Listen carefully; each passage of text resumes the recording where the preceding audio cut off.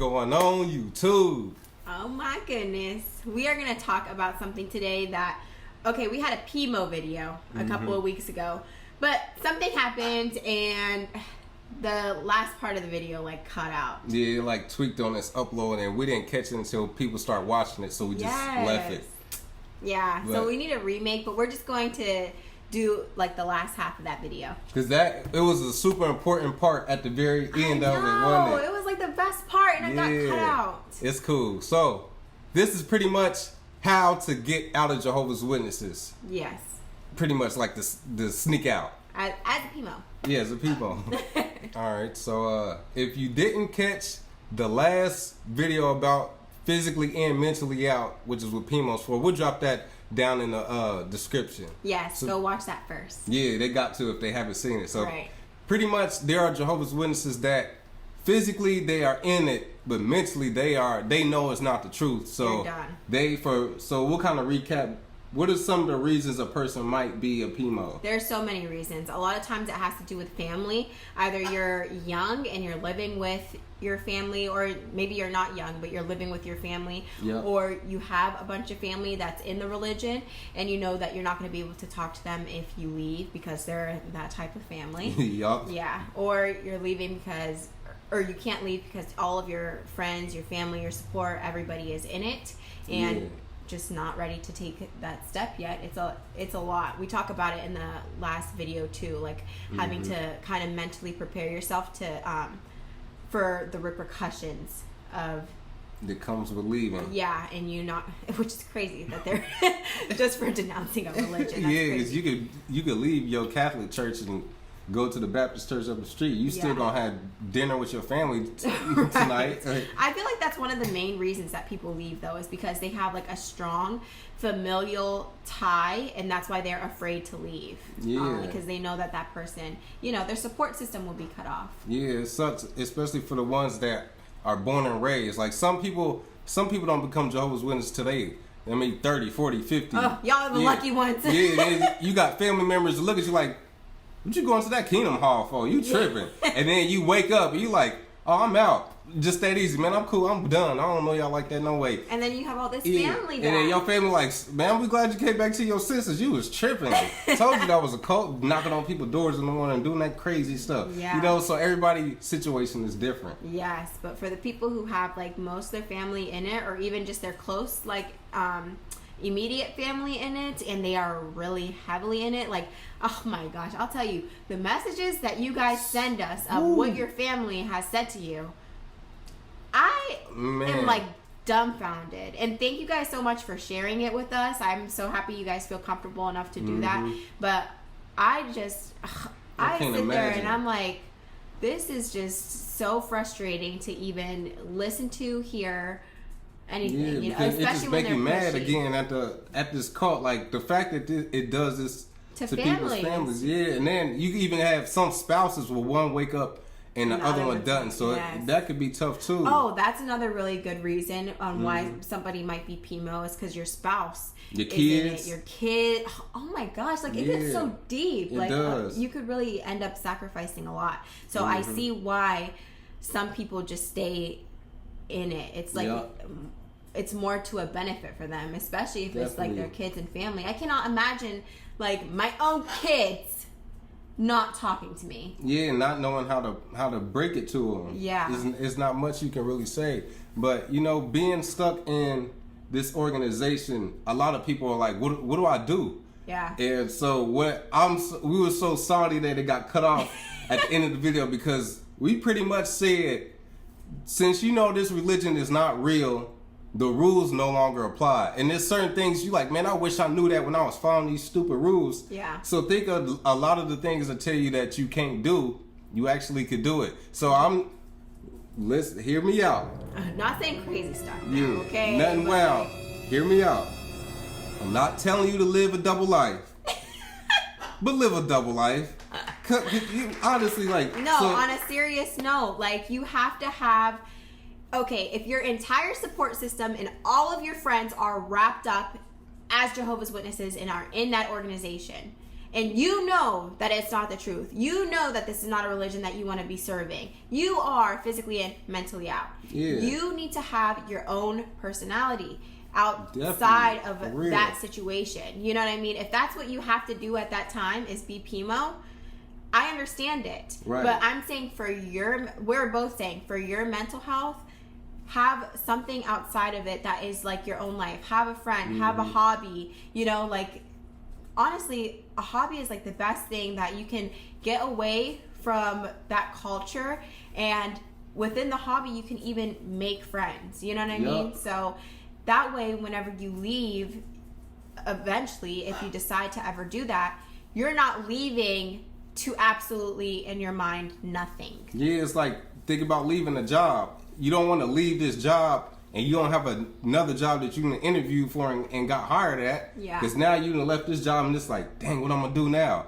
Have you another job. So, you know, you might take a week off in between, you know, next week. All right, I'm back at work. So, you know, like you said, if you know, you might like going to the gym. You might meet people at the gym that's cool. Or you might go to the bar on weekends. So, you know, whatever it is that you like to do it. If you don't, you know you can never marry a Jehovah's Witness.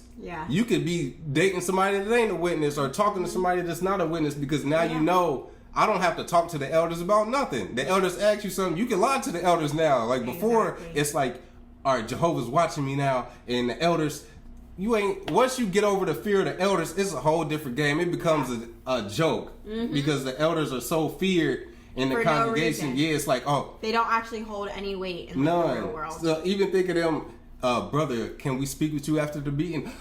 That feeling. What?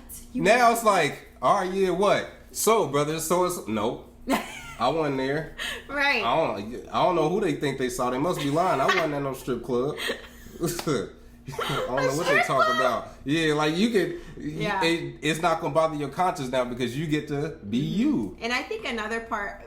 I'm so happy that you just said that, because the next thing that I was going to say is to explore yourself, like, and figure out who you are without the religion. Without them telling you who to be. Yes, exactly. Because you get so wrapped up in who you're supposed to be in this box that it's like you almost don't even get a chance to know who you actually are, what actually interests you, what you actually like to do, you know, on your free time. So being able to do that and getting to know yourself and just prepare. I would say prepare. Like I remember this one girl had asked me, because she's in a situation that's like that with her family.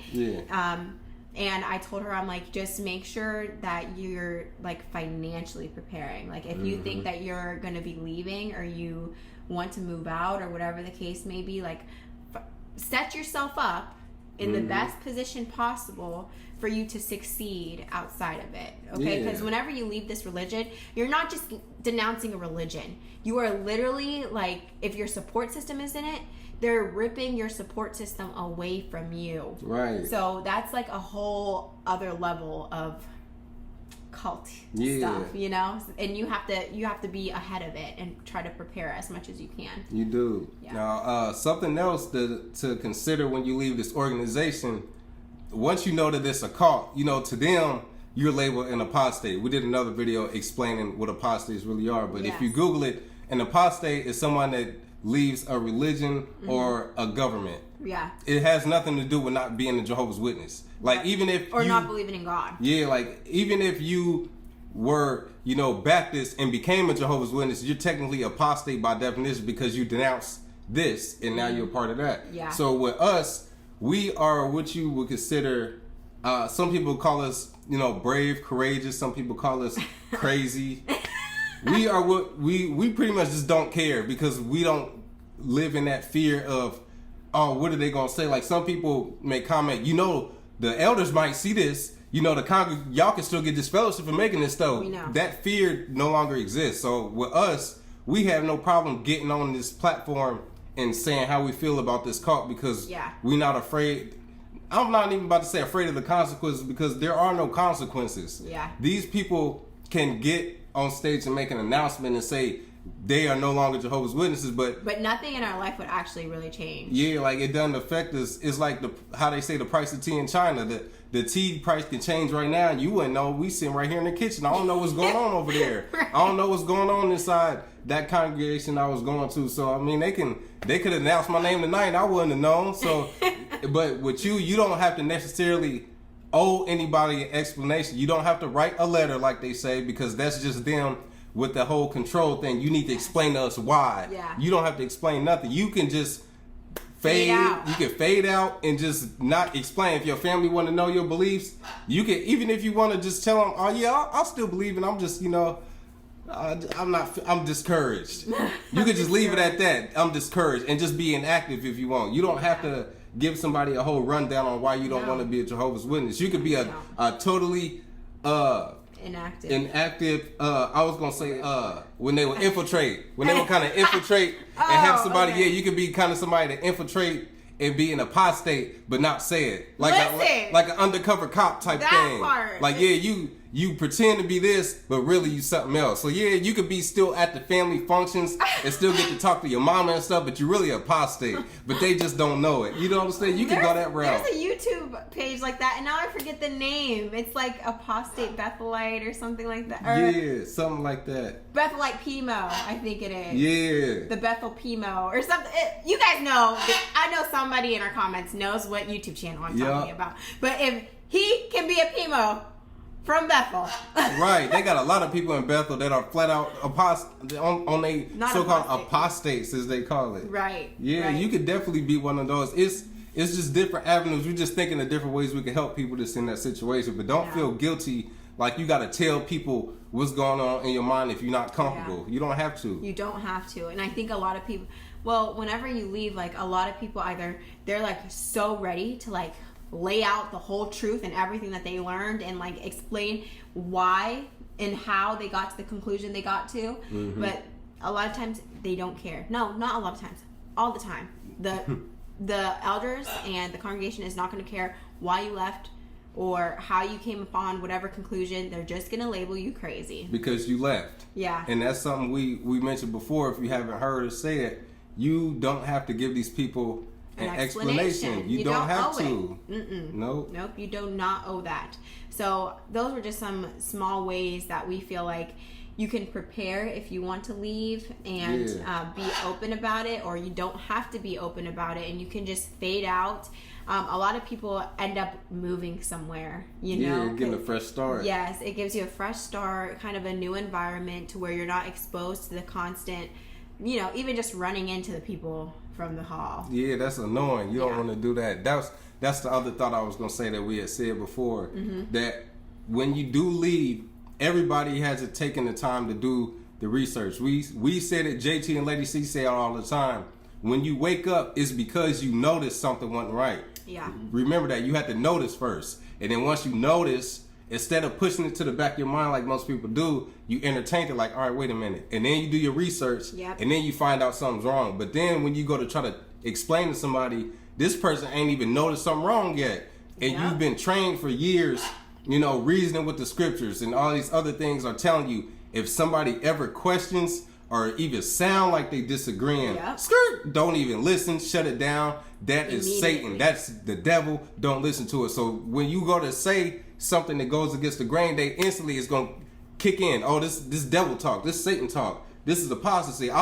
Now they not even trying to understand, even though your family will act like they trying to understand. They're not. I'm trying to understand, what do you believe? They not trying to understand. They just trying to get confirmation. They are listening to respond. Yep, they trying to find out, are you an apostate or not? Yeah, and a lot of times they just want to debate with you on why your feelings are wrong. And they'll say it in such a passive-aggressive manner where it's like so annoying, where they're like, oh, I understand. It's okay for you to have feelings like that. It's okay for you to have doubts. Have questions. Yes, there's nothing wrong with having questions. And sometimes all of our questions won't get answered. But if you do decide that this is not the truth, just remember that I'm not going to be able to talk to you. And the whole passive-aggressive much? And the whole time they saying this stuff, you can literally have a checklist like, reasoning with the scriptures. What else you say? Oh, the friends are say it together. Imperfect. Yeah. What else you got? Oh, we'll find out in the news system. Yeah. See, you saying the same stuff that I was told to say when people say what I'm saying. Yep. Yeah, that's bogus. You are so heavily conditioned.